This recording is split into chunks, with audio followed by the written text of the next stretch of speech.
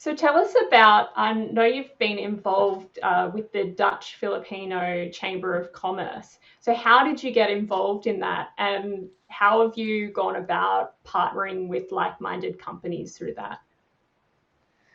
Um, Actually, it came back to the embassy, the Dutch embassy. I think one of the key things that you should do when you start in a new country is approach your embassy, join events, start networking through there, and then from there on you'll get some stepping stones to meet other people or to do other ventures or activities. And while I was there, the people saw my energy to really meet people and to learn and to participate and to contribute.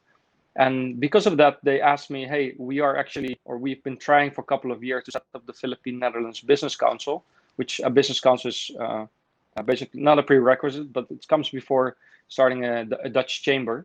So I was very enthusiastic and I said, yeah, sure, I'm happy to contribute. And I joined back then in the board and started working mostly on marketing side.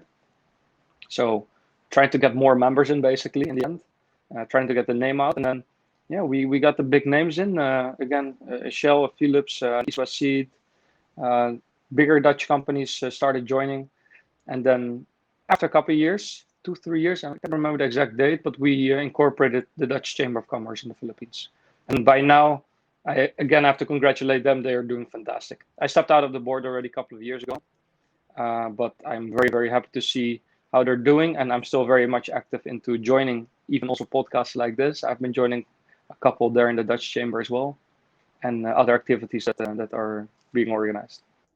Yeah, so it seems like you've had no limits when it comes to opportunities to collaborate and integrate, and working between your home country and your now adopted country and your new home has really opened up opportunities for you, which is great to see. One thing I wanted to ask about, though, is not just the business climate, but the actual climate of the Philippines. Obviously, the Philippines has had its fair share and more of natural disasters. And so I was wondering if there's ways that your team have been able to use engineering to help with responses to those in terms of, adaptability and recovery.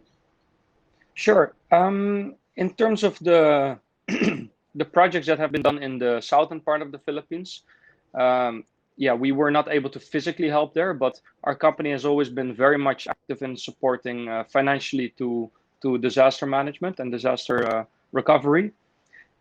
Locally, where we can, like for example, there was a right before the pandemic started in January 2020, the volcano Taal volcano exploded in the Philippines, which is very near to Manila, and a lot of our clients were affected by the ash clouds Mm. that came down on their rooftops.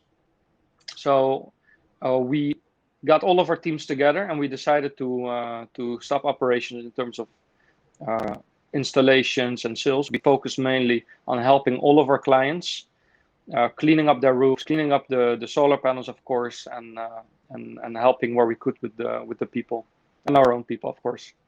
And during the pandemic, yeah, I'm proud to say that our company has been very much supportive of all of our staff. We have not released any staff. We have not stopped paying salaries.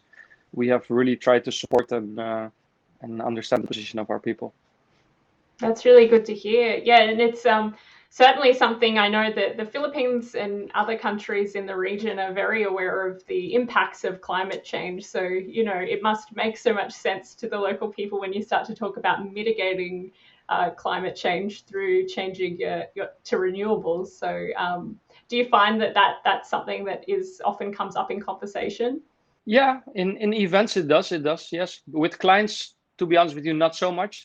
With clients, they focus really more on the business perspective of things. So uh, the good thing about the solar, everybody already now by now, 7 years ago, it was very different. I still had to convince clients, hey, solar really works.